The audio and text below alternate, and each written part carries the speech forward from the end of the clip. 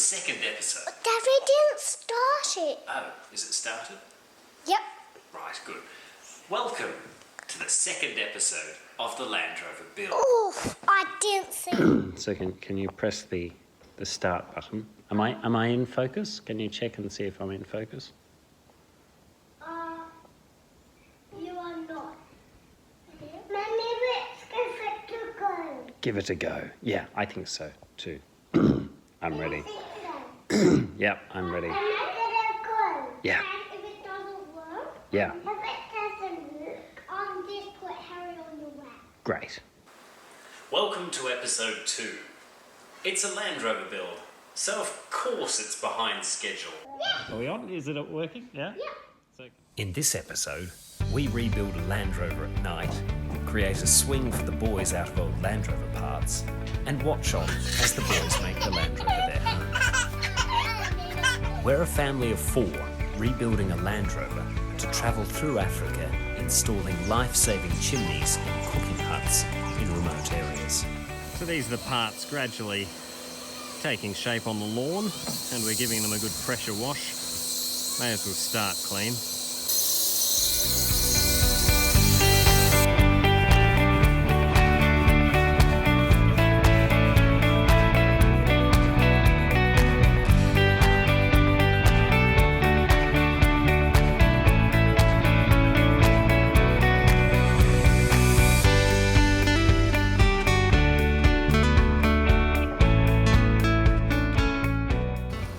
It's now Tuesday night, having started the project on Friday, and we were quite excited about putting the tub on the back of the Land Rover. We thought it would fit. Actually, we were fairly certain it would fit because Land Rover is essentially a big Meccano set bolted together. One of the funny things about this project is we had a whole pile of parts that we were working from with no manual. So it was a little bit of experimentation to find out which part went where and whether the parts were compatible and whether it was just a classic Land Rover bodge required or if it indeed wasn't actually meant to fit.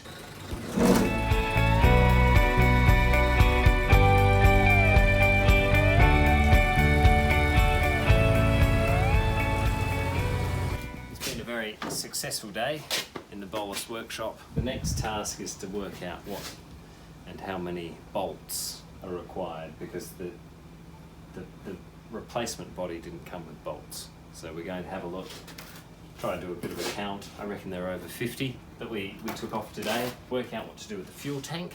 So this is the new fuel inlet. This is the old fuel inlet. So working out a piping system with perhaps another tank. But it's all coming along really well. So we were thinking of putting a false floor into here because you can see there's a gap. And our children have short legs at the present moment, so we can monopolise that a little bit. But then we realised this folds down then into the floor. So that means that we need that floor space, otherwise it won't fully collapse. You might be happy with it not fully collapsing. These are the wonderful conversations we get to have because it's a little bit different. We're getting to understand the vehicle much better this way in the lead up to the build. Whereas if everything had fit together beautifully from the beginning, we would just be on the road by now. Not having wonderful creative thoughts. Okay, so that's us making it. Like that. It's not really a platform. I don't know how much we can change without it becoming no longer roadworthy. Because I don't like to not see our Okay, so talk to me again. This folds down into there so that we can access the space behind the seats.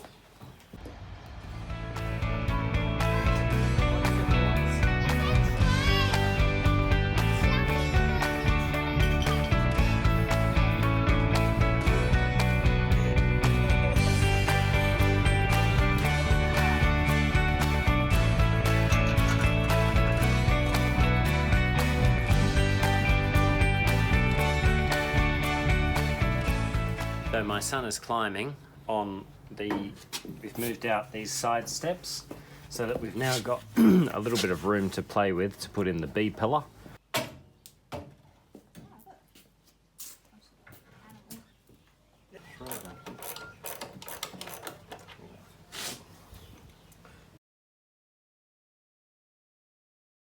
This is the floor panel for the 5-door tub. We're removing the floor, well, my dear heart is removing the floor panel such that we can just put in this bulkhead up against this bulkhead here, and that'll give me an idea of what sort of clearance I need to fabricate around the fuel tank and the fuel line in. These are the mounts that were from the old tub on this outrigger, and the floor for the 5-door comes and fixes against this point here. So what I'm doing under here is I'm just making sure that nothing's caught underneath and that it's all lining up perfectly. But we've got all the cables clear from the rear, and it's all looking hunky-dory.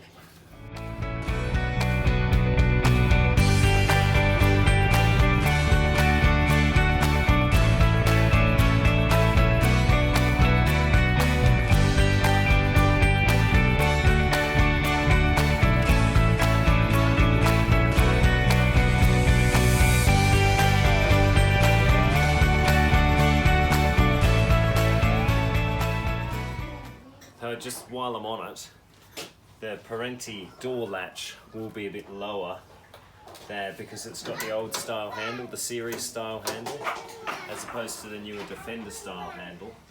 And the newer Defender style handle, the 110, is higher, so we'll have to do some, either replace the doors with Defender doors or just raise the handle or lower the latch. Not in your mouth, boys. Part of the rich tapestry of Land Rover building.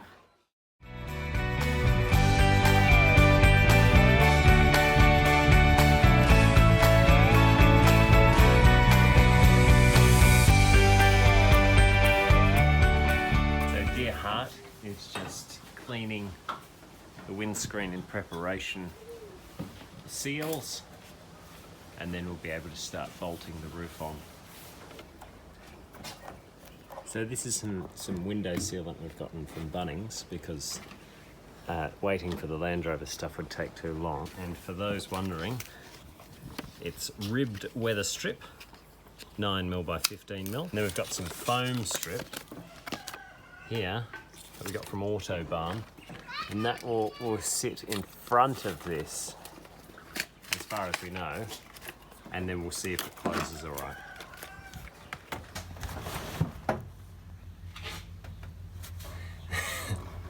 So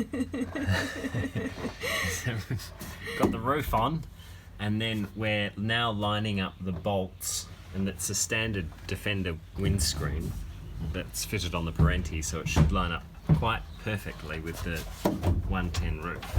So we'll just be doing that from the outside and then using the old military cam lock roof fasteners for the canvas. Bit of a nod to the canvas past.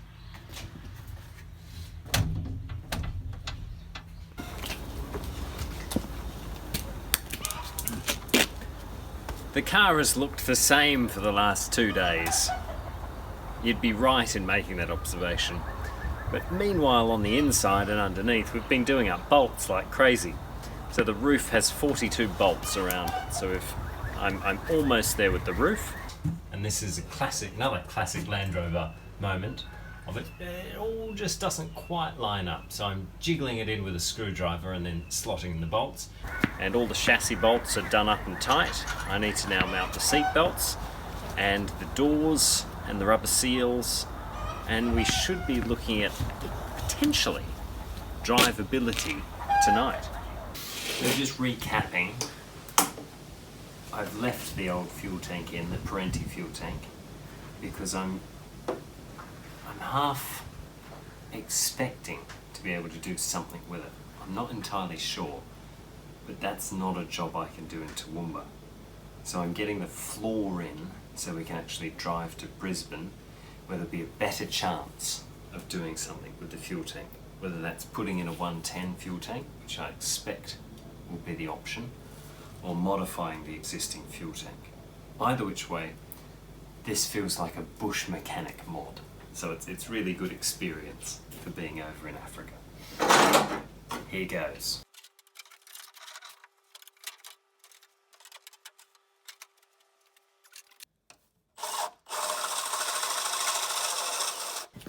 So I've got my modified little panel here.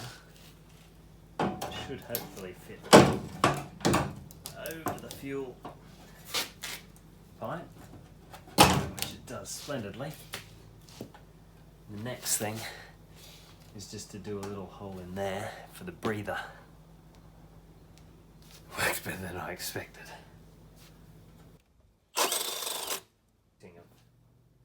Second hole.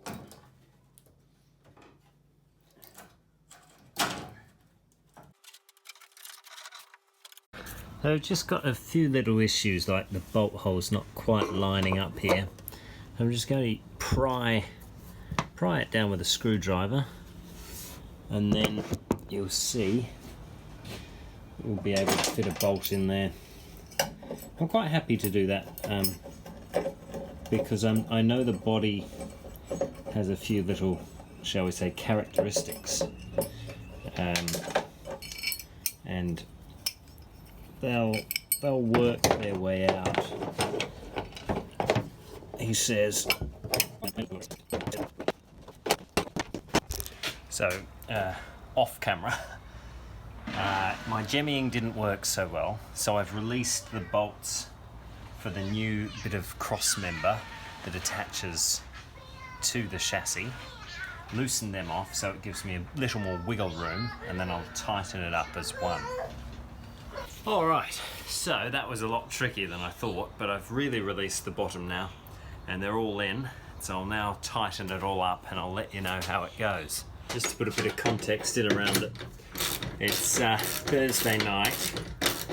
Our friend Tom Gibbs is opening his first gallery exhibit in Brisbane, or his first up in Brisbane, and it opens tomorrow. That's the big wing being. So we're trying to get the car finished up here in Toowoomba so that we can drive down to Brisbane and be there for the opening night.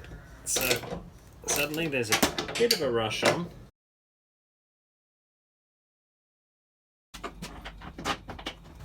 Oh, sorry.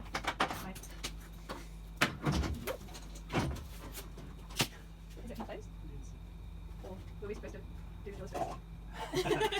So we've realised that the bottom hinge is fixed from behind, and we've bolted it all together. So we cannot, or can we? No.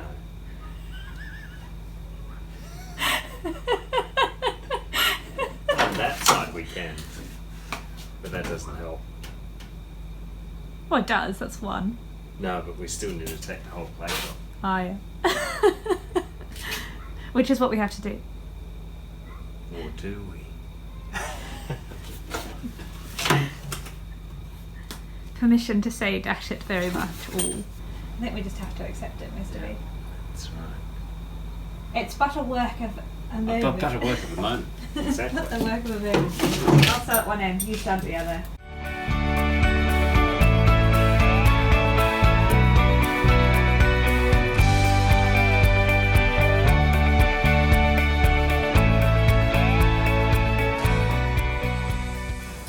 I now feel as though I'm in Defender world, attaching rear doors.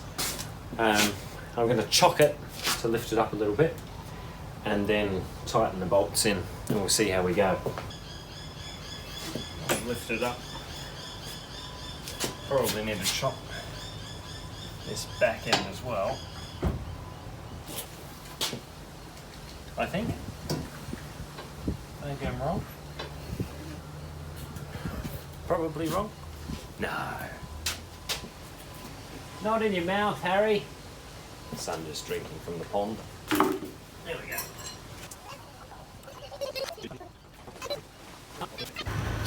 Both doors are in. So we can do up this bulkhead again for probably the third or fourth time and start to get the floor in and the seats in that we can get on the road. Alright, moment of reckoning. Got the two-seater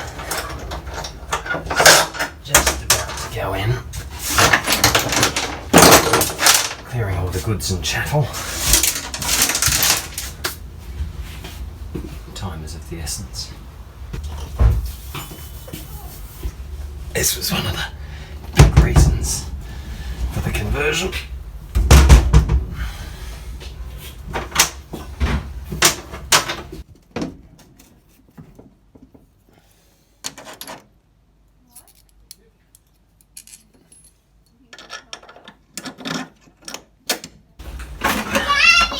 Yeah. Well, you can see I'm just putting in the second seat. It's a 9-seater.